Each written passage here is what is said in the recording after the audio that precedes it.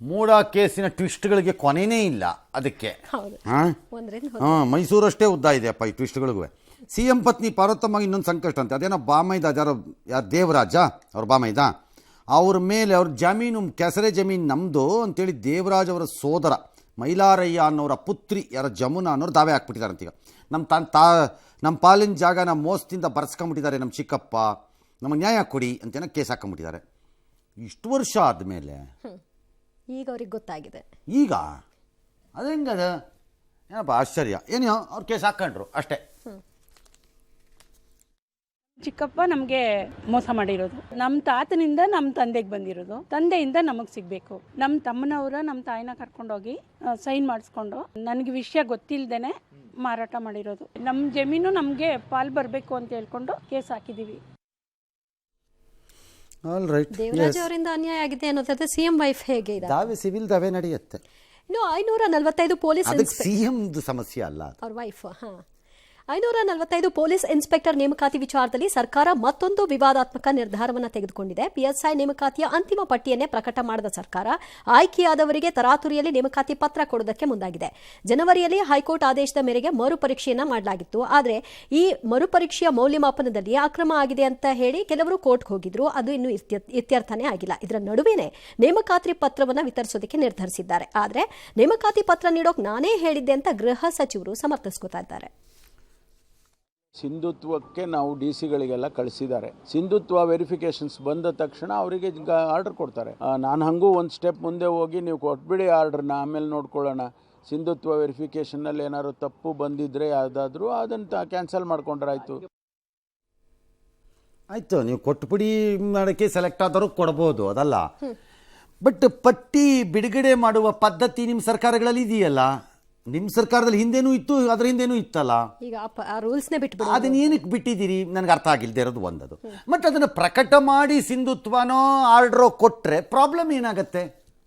Problem ಏನಿದೆ ಅದರಲ್ಲಿ ನನಗೆ ಅರ್ಥ ಆಗೋದ್ರಲ್ಲಿ ಏನು ತಪ್ಪು?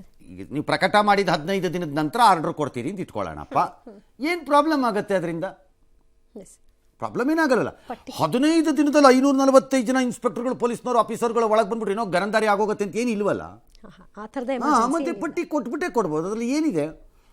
ಒಂದು ವೇಳೆ ಇದನ್ನು ಒಪ್ಪಲಿಕ್ಕಾಗಲ್ಲ ಅಂತಂದರೆ ಗೃಹ ಮಂತ್ರಿಗಳು ಹೇಳಿರೋದು ಸರಿ ಇಲ್ಲ, ಪಟ್ಟಿ ಕೊಟ್ಟೇ ಕೊಡಬೇಕಾಗಿತ್ತು ಮತ್ತು ಹೈಕೋರ್ಟಲ್ಲಿ ಇತ್ಯರ್ಥ ಆಗೋವರೆಗೂ ಇದು ಮಾಡಿದ್ದಾರೆ ಅಂತಿದ್ರೆ the affected parties must go to high court and obtain stay. ಅಲ್ಲೇ ಚಾಲೆಂಜ್ ಮಾಡಿ, ಅಷ್ಟೇನು ಬೇರೆ ದಾರಿ ಏನಿದೆ?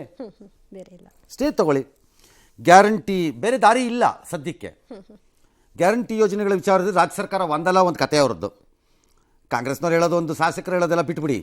ಫಲಾನುಭವಿಗಳಿಗೆ 2 ತಿಂಗಳ ಗೃಹಲಕ್ಷ್ಮಿ ಹಣ ಬಿಡುಗಡೆ ಆಗಿಲ್ಲ, ಅಕ್ಟೋಬರ್ ನವೆಂಬರ್ದು. ಸಿಕ್ಕಾಪಟ್ಟೆ ಚರ್ಚೆ ಈಗ ಎಲ್ಲ ಕಡೆ. ನೆಟ್ಟಿಗೆ ಕೊಡೋಕ್ಕಾಗದೇ ಇದ್ರೂ ಮಹಿಳಾ ಮತ್ತು ಮಕ್ಕಳ ಕಲ್ಯಾಣ ಇಲಾಖೆ ಆ ಗೃಹಲಕ್ಷ್ಮಿ ಹೆಸರಲ್ಲಿ ಸ್ತ್ರೀಶಕ್ತಿ ಸಂಘ ರಚನೆ ಮಾಡ್ತಾರಂತೆ. ಈಗಿರೋ ಸ್ತ್ರೀಶಕ್ತಿ ಸಂಘನೇ ಸಾಲದ, ಇನ್ನೊಂದು ಅದನ್ನ ನಿಭಾಯಿಸಿದ್ರೆ ಸಾಕಾಗಿದೆ, ಇನ್ನೊಂದು ಯಾಕೆ? ಈ ಮಧ್ಯೆ ಗೃಹಮಂತ್ರಿಗಳು ಗ್ಯಾರಂಟಿ ನಿಲ್ಲಿಸಲ್ಲ ಅಂತ ನಾವು ಹೇಳೇ ಇಲ್ಲ, ನೀವು ನಿಲ್ಲಿಸ್ತೀರಿ ಅಂತ. ಮತ್ತು ಉಪಚುನಾವಣೆಗೆ ನಡೆದ ಕ್ಷೇತ್ರಗಳಿಗೆ ಮಾತ್ರ ಗೃಹಲಕ್ಷ್ಮಿ ಹಣ ಹಾಕಿದ್ದಾರೆ ಅಂತ ಆರೋಪನ ಲಕ್ಷ್ಮೀ ಹೆಬ್ಬಾಳ್ಕರ್ ಸಚಿವೆ ತಳ್ಳಾಕ್ಬಿಟ್ಟಿದ್ದಾರಂತೆ. ಮೇಡಮ್, ಆನರಬಲ್ ಮೇಡಮ್, ತಳ್ಳಿ ಹಾಕುವುದು ಸುಲಭ, ನಾಳೆ ನಿಮಗೆ ಕನ್ನಡಿ ತೋರಿಸಿದಾಗ ಕಷ್ಟ. ನೆನಪಿಟ್ಕೊಳ್ಳಿ, ಇನ್ನೊಂದು ಸರಿ ಹೇಳಿರ್ತೀನಿ ಇದನ್ನು. ತಳ್ಳಿ ಹಾಕುವುದು ಸುಲಭ, ನಾಳೆ ಕನ್ನಡಿ ತೋರಿಸಿದಾಗ ಕಾಣಿಸ್ಬೇಕಲ್ಲ, ತಳ್ಳಿ ಒಳಕ್ಕೆ ಕೇಳ್ಕೋಬೇಕಾಗ. ಹೇಳ್ತೀನಿ. ಈ ಮಧ್ಯೆ PF ವೇತನ ಪರಿಷ್ಕರಣೆ, ಅರಿಯರ್ಸ್ ಎಲ್ಲ ಕೇಳಿಬಿಟ್ಟು ಸಾರಿಗೆ ಸಿಬ್ಬಂದಿ ಎಲ್ಲರೂ ಎಲ್ಲ ಇವರು ನಿಗಮದವರು ಹೋರಾಟ ಮಾಡಿದ್ವಿ. 30ನೇ ತಾರೀಕು ಬೇಡಿಕೆ ಈಡೇರಿಸ್ತಿದ್ರೆ 31ನೇ ತಾರೀಕು ಡಿಸೆಂಬರು ಬಸ್ಸನ್ನು ಬಂದ್ ಮಾಡಿಬಿಡ್ತೀವಿ ನಾವು ಅಂತ ಎಚ್ಚರಿಕೆ ಕೊಟ್ಟಿದ್ದಾರೆ. 9ನೇ ತಾರೀಕೇನೋ ರ್ಯಾಲಿ ಎಲ್ಲ ಮಾಡ್ತಾರಂತೆ. ನಾನು ಕೇಳಿದೆ, ಏನರಪ್ಪ ಅಂದೆ. ವೇತನ ಪರಿಷ್ಕರಣೆ ಆಗಿಲ್ಲ ಪಾಪ ಅವ್ರಿಗೆ. ಯಾಕೆ? ಕಾಸಿಲ್ಲ. ಇಲ್ರಿ, ಅವ್ರಿಗಿಲ್ಲ, BMTC ಅವ್ರಿಗಿಲ್ಲ. ಅವ್ರಿಗದು ಎಷ್ಟೋ ವರ್ಷ ಆಗಿದೆ. ನೀವು ವೇತನ ಪರಿಷ್ಕರಣೆ ಮಾಡಿ. ರಾಜ್ಯ ಸರ್ಕಾರದವ್ರಿಗೆ ಅವ್ರನ್ನ ರಾಜ್ಯ ಸರ್ಕಾರಿ ನೌಕರರು ಅಂತೇನೋ ಪರಿಗಣಿಸೋಕ್ಕಾಗಲ್ಲ, ಎಲ್ಲ ನಿಗಮಗಳು ಕೇಳ್ಬಿಡತ್ವೆ, ಕಷ್ಟ, ಸರಿಯಪ್ಪ. ವೇತನ ಪರಿಷ್ಕರಣೆನಾರು ಚೂರಾರು ಮಾಡ್ಕೊಡ್ಬೇಕಲ್ಲ, ನೀವು ಮಾಡ್ಕೊತೀರಿ ಎಲ್ಲರೂ. ಈ ಸರ್ಕಾರಕ್ಕೂ ಮಾಡಿದ್ರಿ, ಆ ಕೊರತೆಗಳೆಲ್ಲೂ ಕಾಣಿಸಲ್ಲ. ಅದೇನಿಲ್ವಾ? ಹೋಗ್ಲಿ. ಅರಿಯರ್ಸು ಅದೂ ಇಲ್ವಂತೆ ಪಾಪ. ಹೋಗಲಿ, ಸಂಬಳನಾರು ಕರೆಕ್ಟಾಗಿ ಕೊಡ್ತೀರಾ, ಅದೂ ಕೊಡಲ್ವಂತೆ ಕರೆಕ್ಟಾಗಿ. ಅದೇನು ಅರ್ಧ ಕೊಡೋದಂತೆ, ಅದ್ಯಾವತ್ತು 2 ತಿಂಗಳು ಬಿಟ್ಕೊಂಡು ಕೊಡೋದಂತೆ, ಇವೆಲ್ಲ ಮಾಡ್ತೀರಂತೆ. ಇದ್ರ ಮಧ್ಯದಲ್ಲಿ PF ಏನು ಅಂತ ಕೇಳಿದೆ ನಾನು. ಹ್ಞೂ ಸರ್. ಅದು ಯಾವುದೋ ಸರ್ಕಾರದ ಕಾಲದಿಂದ ಹಿಂದಿನ ಸರ್ಕಾರನೂ ಸೇರಿ ಅಂತೆ. ಅದೇನೋ ಒಂದು ಫಿಗರ್ ಕೊಡ್ತಿದ್ದಾರಪ್ಪ, ಅದು ನಿಜ ಆದರೆ ಮಾತ್ರ ನನಗೆ ಗಾಬರಿ ಆಗೋಗಿದೆ. ನನಗೆ ಅದೇನು 2,000 ಕೋಟಿ ಉಳ್ಕೊಂಡಿದೆಯಂತೆ PF. ಹೌದು, ಇದನ್ನ ನಿಗಮದ ಬೇರೆ ಖರ್ಚುಗಳಿಗೆ ಬಳಸ್ಕೊಂಡಿದ್ದಾರೆ ಅನ್ನೋ ಆರೋಪನೂ ಇದೆ ಸರ್. ಹೆಂಗೆ ಬಳಸ್ಕೊತೀರಿ? Statutory law, you will have to be arrested for it. ಖಾಸಗಿ ಕಂಪನಿಗಳು ಯಾರಾದರೂ ಈ ಥರ PF ಇಲ್ದ್ರೆ ಅರೆಸ್ಟ್ ವಾರೆಂಟ್ ತರ್ತಾರೆ.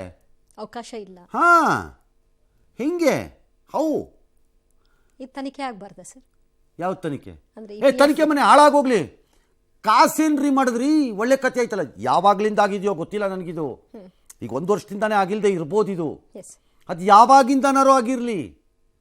ನಾವು PFನ 4 ದಿನ ತಡವಾಗಿ ಕಟ್ಟಿದ್ರೆ ಊರಲ್ಲಿಲ್ಲದೆ ಇರೋಲ್ಲ ನೋಟಿಸ್ ಕೊಡೋ ಈ PF ಟ್ರಸ್ಟು ಕಮಿಷನರ್ಗಳು ಇಲ್ಲೇನು ಮಾಡ್ತಿದ್ದಾರೆ? ಕಳೆಕ ಬೀಜ ತಿಂತಿದ್ದಾರಾ ವರ್ಕರ್ಸ್ದು? ಇದು ಒಳ್ಳೆ ಕಷ್ಟವಾಯ್ತಲ್ಲ ನನಗೆ. ಯಾರು ಜೇಬ್ ಸೇರ್ತು ಅನ್ನೋದು ಗೊತ್ತಾಗಬೇಕು. ಜೇಬ್ಗೆ ಹೋಗಿರಲ್ರಿ ನೀವು, ಒಳ್ಳೆ ಕತೆ. ನೀವು ಸುಮ್ಮನೆ ಜೇಬ್ಗೆ ಹೋಗಿರಲ್ಲ, ಅದು ರೊಟೇಷನಲ್ಲಿ ಯೂಸ್ ಮಾಡಿಬಿಟ್ಟಿರ್ತಾರೆ ದುಡ್ಡನ್ನು ಇವರು ನಿಗಮಕ್ಕೆ. ಹಾಂ, ಸಾಲಲ್ಲ ಅಂತ. ಆದರೆ ಸರ್ಕಾರದಲ್ಲಿ ದುಡ್ಡಿದ್ರೆ ಕೊಡ್ರಪ್ಪ, PF ಕೊಡ್ರಪ್ಪ, ಒಂದು ವೇತನ ಪರಿಷ್ಕರಣೆ ಅವ್ರಿಗೆ ಏನಾದ್ರು ಒಂದು ಕೊಡ್ರಪ್ಪ. ಹೋಗ್ಲಿ, 5 ರೂಪಾಯಿ ಕೊಡ್ರಪ್ಪ, ಹೋಗ್ಲಿ, ಹಾಳಾಗೋಲಿ ನೋಡೋಣ. ಅದೇನಾದ್ರು ಕೊಡಿ, ಎಷ್ಟೋ ಅಷ್ಟಾದರೂ. ಕೇವಲ ಬೈ ಎಲೆಕ್ಷನ್ ಇದ್ದಂತ ಜಿಲ್ಲೆಗಳಿಗೆ ಮಾತ್ರ ಬಿಡುಗಡೆ ಆಗಿದೆ, ಇತರ ಕಡೆ ಆಗಿಲ್ಲ ಅನ್ನೋದು ಆರೋಪ. ನೀವು ಚೆಕ್ ಮಾಡಿ ಬಿಜಾಪುರದಲ್ಲಿ ಚೆಕ್ ಮಾಡಿ then you ask this question. ಪಕ್ಷ ತೀರ್ಮಾನ ತಗೊಂಡಿದೆ. ಮೇಡಮ್ ವೆಯ್ಟ್ ಸ್ವಲ್ಪ, we will ask that question. ಚೂರು ಕಾಯಿರಿ ಅಷ್ಟೇ. ನಾವು ಚೆಕ್ ಎಲ್ಲಿ ರಿಲೀಸ್ ಆಗಿದೆ, ಎಲ್ಲಿ ಆಗಿಲ್ಲ ಅನ್ನೋದನ್ನ ಚೆಕ್ ಮಾಡಿ ಕ್ವಶನ್ ಕೇಳೋಣ. No problem.